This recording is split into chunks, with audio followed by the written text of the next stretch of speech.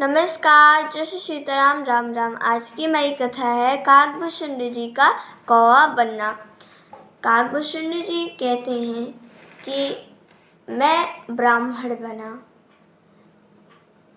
इतनी ढेर सारी पक्षियों की योनि पाई और मर गया।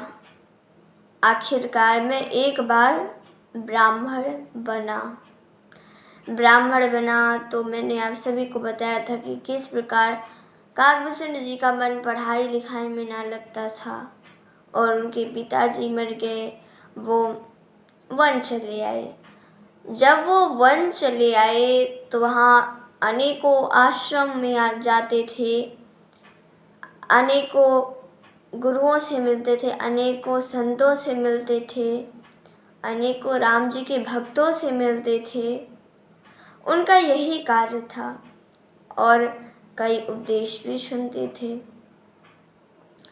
ऐसे ही काकभूषण जी कहते हैं, ऐसे ही मैं एक दिन घूमते घूमते सुमेरु पर्वत के शिखर पर एक वृक्ष है जिसे वो बाड़ का वृक्ष है, तो उसके नीचे आश्रम था। मैं उस आश्रम में गया।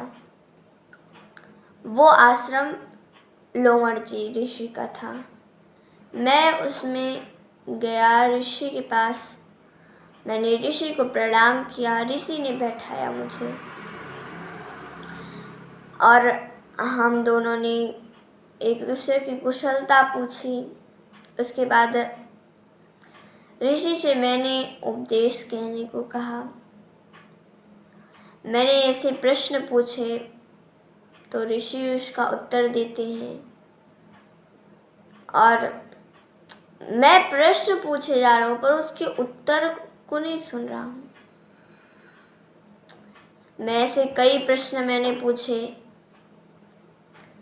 और ऋषि ने बताया कि ब्रह्म क्या है, सब कुछ उन्होंने बताया और बताते चले गए। मैं भी पूछता चला गया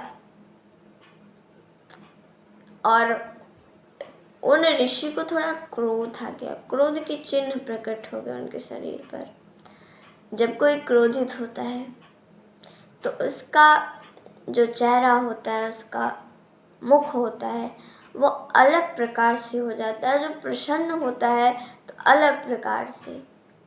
जब क्रोधित रहता है तो ऐसा मुख लगता है डरावना, और जब प्रसन्न होता है तो अच्छा मुख लगता है। तो ऋषि जी क्रोधित हो गए और चिन्ह प्रकट हो गए उनके माथे पर, उनके शरीर पर। लेकिन फिर भी उन्होंने बताया क्या होता है भाई, सोचा कोई है, चलो बता देते हैं। उन्होंने मुझे अधिकारी समझा था इसका, तब उन्होंने मुझे सुनाया, लेकिन मैं तो अपने प्रश्न पर ही अटा हूँ। मैं उनकी बातों को नहीं सुन रहा तो उन्हें बड़ा क्रोध आ गया। उन्होंने कहा, अरे दुष्ट, तू अधर्मी है। मुझसे प्रश्न तो किए जा रहा है, उसके उत्तरों को नहीं सुन रहा। और तू, कौवे होते नहीं, सबसे डरते हैं, वैसे ही है तू।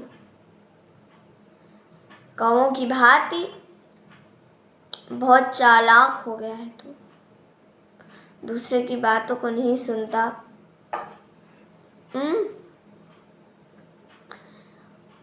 तुझे मैं श्राप देता हूँ, जा तो अगले जन्म में या जा तो कौवा बन जा। उन्होंने इस प्रकार कहा कि जा तो कौवा बन जा, बहुत कौवों की तरह कर रहा है, जा बन जा। अरे साधु कहाँ शीतल होते हैं, पर उन्हें शीतल ही नहीं समझ लेना चाहिए। चंदन होता है, कितना शीतल होता है, पर बार बार रगड़ोगे तो इसमें से अग्नि अवश्य उत्पन्न हो जाती है। इसीलिए जितने भी लोग हैं साधु संत, वो कभी ना कभी क्रोधित हो ही जाते हैं, ज़्यादा रगड़ोगे तो। इसीलिए उन्हें रखे रहना चाहिए, ज़्यादा रगड़ना नहीं चाहिए, नहीं तो रगड़ने का परिणाम भी बड़ा बुरा होता है, अग्नि उत्पन्न हो जाती है। काकभूषण जी कहते हैं मैं हंस लिया, मैंने कुछ नहीं बोला, मुस्कुरा दिया और चलाया। मैंने स्वीकार कर लिया और उसी समय मैं कौवा बन गया। मैंने उनके चरण छुए,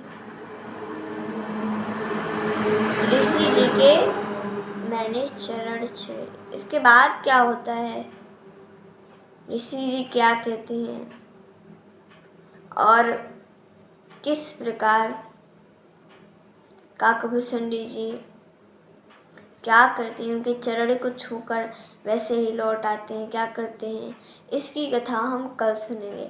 तब तक के लिए धन्यवाद। जय श्री सीताराम। राम राम।